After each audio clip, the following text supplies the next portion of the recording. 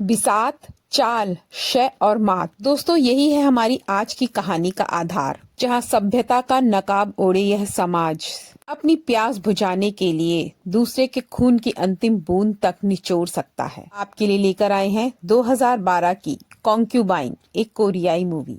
कहानी में एक प्रिंस जंगल के अंदर काले हिरण का शिकार करने जा रहा है, पर जंगल में पहले से मौजूद कियान के तीर की आवाज से घोड़ा डरकर उछल जाता है और प्रिंस घोड़े से नीचे गिर जाता है। घायल प्रिंस को लेकर कियान अपने घर, जहां पर वो बचपन से पला बड़ा है, लेकर आता है। वास्तव में ये मंत्री शिन का घर है।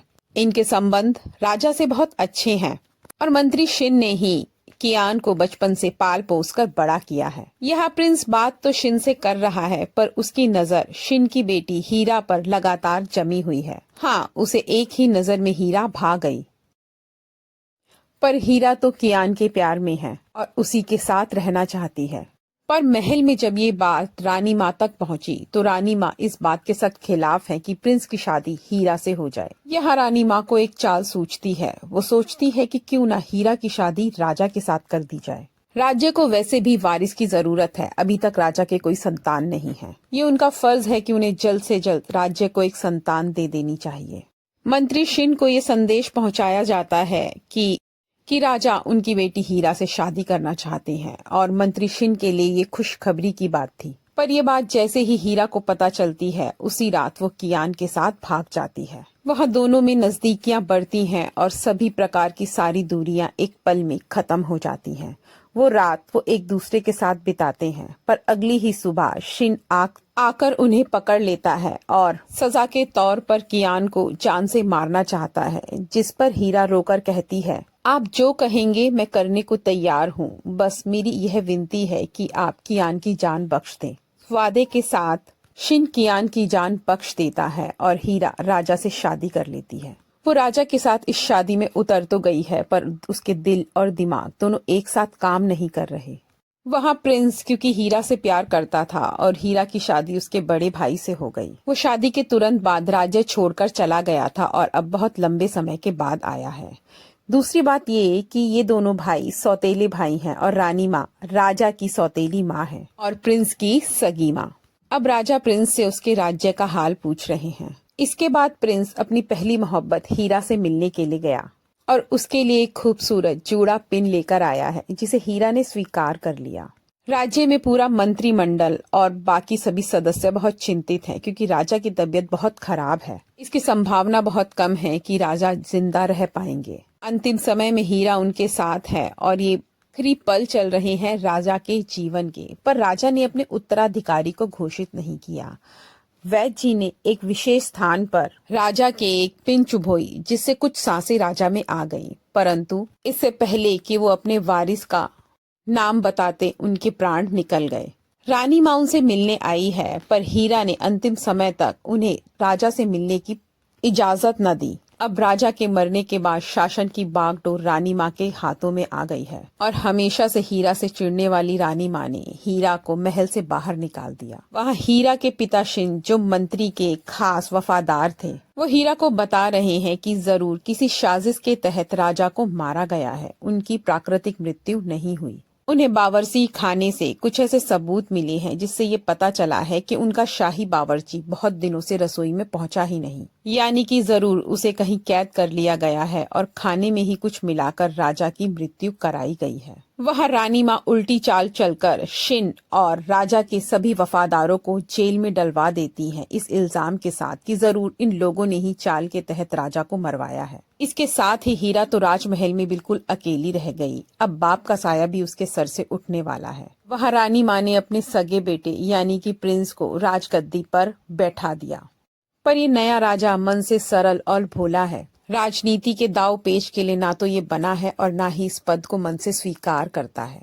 नए राजा की शादी भी करा दी गई और उसे ये दायित्व दिया गया कि वो जल्द से जल्द राजमहल को एक वारिस दे, जबकि उसे इस राजनीतिक दाव पेचों से कोई मतलब ही नहीं। वो तो आज भी हीरा के प्यार में कैद है और अपने महल में खड़े होके हीरा के घर की तरफ एक टक लगा के देख रहा है, जिस पर दूसरे लोग कहते हैं, राजा साहब आपका ये करना उचित नहीं। वहाँ हीरा की दासी एक खबर लाई है। वो बता रही है कि रसोई घर के नीचे एक तहखाना है। मुमकिन है कि वहाँ पर वो बावर्ची मिल जाए जो पुराने राजा के लिए खाना बनाया करती थी। हीरा भी निकल पड़ती है बावर्ची की खोज में और उसकी मुलाकात भी हो जाती है। उसे वहाँ पता चलता है कि जिस रात राजा की मृत्यु हुई उस रात उन्होंने रानी माँ के कक्ष में भोजन किया था। अब हीरा को यह विश्वास हो गया कि आवश्यक रूप से ये रानी माँ की ही चाल है। नया राजा हीरा से मिलने हीरा के कक्ष में गया। वहाँ देखता है कि हीरा की दासी हीरा का सामान चुराकर अपना श्रृंगार कर रही है और राजा द्वारा पकड़ लिए जाने पर उनसे माफी मांगने लगती है। राजा हीरा के सामने अपने मन की बात प्रकट करते हैं और बताते हैं कि वो उससे कितना प्रेम करते हैं, पर हीरा किसी भी प्रकार के मिलन से साफ इनकार कर देती है, जिसके कारण राजा गुस्से में उसकी एकमात्र दासी को भी अपने साथ लेकर चले जाते हैं। यहाँ राजा के रक्षकों में हीरा की नजर कियान पर पड़ती है। हाँ दोस्तों, कियान ने राजमहल में राजा के रक्षक का पद संभाल लिया है। अपने पुराने प्यार को देखकर हीरा स्तब्ध रह जाती है। हीरा को बनाने के लिए नया राजा रानी माँ से बात कर रहा है कि वो हीरा के पिता शिन को कैद से रिहा कर दें, जिस पर रानी माँ सीधे तौर पर राजा को थप्पड़ मार देती हैं और समझाती हैं कि ये राजनीति है, किसी के हाथ का मोहरा मत बनो। यहाँ कियान याद कर रहा है उस दर्द को जब वो हीरा से अलग हुआ था। हीरा तो वहाँ से चली आई थी और उसकी शादी राजा से हो भी गई, पर कियान के साथ शिन ने बहुत बुरा किया। उसका पुरुष होने की निशानी, उसके शरीर का मुख्य अंग ही उसके तन से अलग कर दिया और इस समय यही गुस्सा है उसके मन में, जिसका बदला लेने वो यहाँ आया है। खैर, हीरा की एक चिट्ठी वो शिन तक पहुँचा देता है और उसी समय याद दिलाता है उस दिन को जिस दिन उस कियान को एक अधूरा इंसान बनाकर छोड़ दिया था और कहते कहते उसके साथ बहुत बुरा व्यवहार करता है। यहाँ कियान ने राजा की नजरों में अपने लिए एक विश्वास पात्र की जगह बना ली है। हीरा राजा से विनती कर रही है कि उसके पिता को फांसी की सजा से मुक्ति दे दी जाए। राजा इसकी भरपूर कोशिश करता है और अंत में कियान को भेजता भी है शिन को फांसी की सजा से मुक्ति दिलाने के लिए। पर कियान को वही दिन याद आ गया जब शिन ने उसके बदन से उसके एक अंग को अलग कर दिया था और उसने उसकी फांसी होने दी, उसे रोका नहीं। यहाँ सबको पता चल चुका है कि नए राजा हीरा के बारे में क्या सोचते हैं, इसलिए मंत्रिमंडल ये चाहता है कि हीरा को राजमहल से बाहर कर दिया जाए। पर रानी माँ को पता है ऐसा कर देने से नए राजा परेशान हो सकते हैं, इसलिए वो राजमहल से बाहर निकालने के लिए हीरा को मना कर देती है। जब ये बात नई राजा को पता चलती है तो वो सीधा हीरा के पास पहुंच जाते हैं और बताते हैं, तुम्हें पता है महल में तुम्हारे खिलाफ क्या षड्यंत्र चल रहा है। तुम्हारे पास सिर्फ एक तरीका है बचने का कि तुम मेरे साथ आ जाओ। जिस पर हीरा नामे जवाब देते हुए कहती है कि तुम यहाँ पर आना बंद कर दो। राजा को बहुत गुस्सा आता है और गुस्से में वो उसकी दासी को यहाँ से लेकर चले जाते हैं।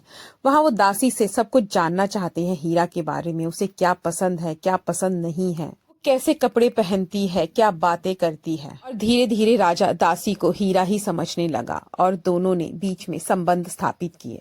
और अगले दिन दासी बहुत खुश है राजा के साथ रात बिताकर। उसे तो लग रहा है मानो वो कितने ऊंचे पद पर आसीन हो गई हो। वो सपने देखने लगी कि यदि उसने पुत्र को जन्म दिया तो उसे रानी का खिताब मिल जाएगा। और दासी के मन में भी षड्यंत्रों ने जगह बना ली।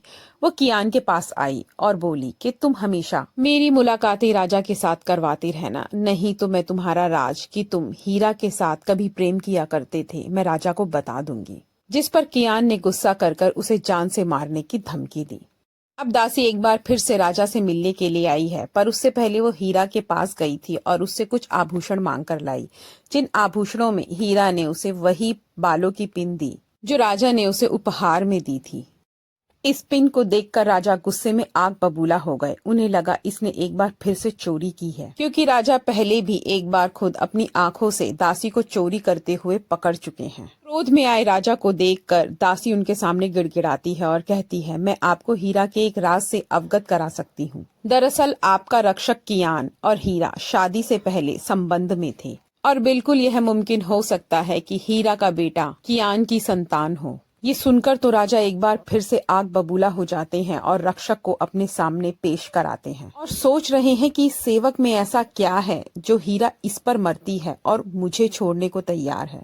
और संतान की बात सुनकर राजा का तो सर चकरा गया। राजा अपने इस सेवक के नीचे के वस्त्रों को उतरवा देते हैं और पाते हैं कि उसके शरीर पर तो लिंग है ही नहीं। और इस सच के साथ बगल में खड़ी हीरा और सेवक दोनों के ऊपर से ये दोष खत्म हो जाता है।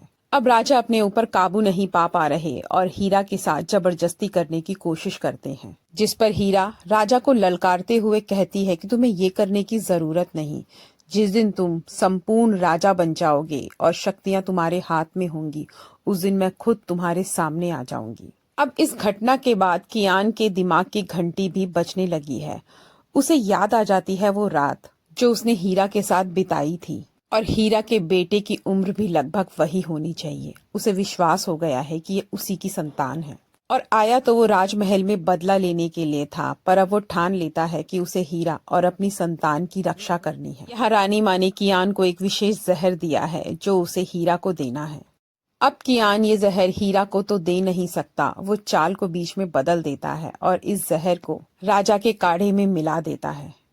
राजा इस काढ़े को पीकर परेशान हो गए हैं। वो सेवक को आदेश देते हैं कि इस काढ़े को तुम पियो। अब कियान ये जानता है इसमें जहर है, पर वो क्या करे। वो इस काढ़े को पी लेता है और उसी क्षण उसे खून की उल्टियां होने लगी। यहाँ हीरा की दासी हीरा और कियान की कहानी रानी माँ को सुना रही है। उसे लग रहा है कि रानी माँ तो खुश होकर उसकी शादी राजा से ही करा देंगी, पर रानी माँ द्वारा ज्यादा चालाक होने की सजा उसे मिली और उसे फांसी पर चढ़ा दिया गया। जहर की पुष्टि होने पर राजा द्वारा ये पता कराया जा रहा है कि काढ़े में जहर मिलाया किसने था, और पता चला इस तरीके का जहर तो रानी माँ के पास मिलता है, और शक की सुई सीधा रानी माँ की तरफ घूमी। ये सुनने के बाद रानी माँ राजा को कह रही है, तुमने सोचा भी कैसे कि मैं अपने बेटे को मरवा सकती हूँ। आखिरकार ये सब कुछ मैंने तुम्हारे लिए ही तो किया है। तुम इस राजगद्दी पर बैठो, इसलिए मैंने तुम्हारे सौतेले भाई को मरवाया। और ये सच सुनने के बाद तो राजा के पैरों तले जमीन ही खिसक गई। माँ, वो तुम थी जिसने मेरे बड़े भाई को मरवाया? मैं ऐसी औरत को कभी माफ नहीं कर सकता। और इसके साथ ही उन्होंने रानी माँ को कैद खाने में डालने का आदेश दे दिया। वहाँ कियान हीरा से कह रहा है कि तुम मेरे बच्चे का ख्याल रखना, मैं तो दुनिया को छोड़ रहा हूँ। जिस पर हीरा हंसकर कहती है, तुम्हारी संतान? तुम्हें किसने कहा?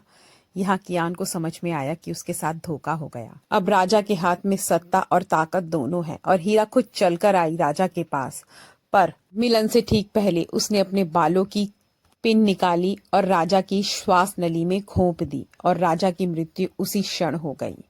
हीरा ने रानी माँ का रूप धारण कर लिया है। बिल्कुल रानी माँ की तरह उसने भी वो हर संभव चाल चली अपने बेटे को राजगद्दी पर बैठाने के लिए। रानी माँ की तरह ही शासन में ताकत उसकी होगी और गद्दी पे बैठा होगा उसका बेटा। इस समाज में सभ्यता तो केवल एक दिखावा है, वास्तव में सबने अपने मन में एक जानवर को पाला है। दोस्तों, इसी के साथ इस कहानी का अंत होता है, पर प्लीज चैनल को लाइक, शेयर एंड सब्सक्राइब करें। कहानी कैसी लगी ये कमेंट में बताएं। आपके कमेंट से हमें मोटिवेशन मिलता है। इसी के साथ अलविदा।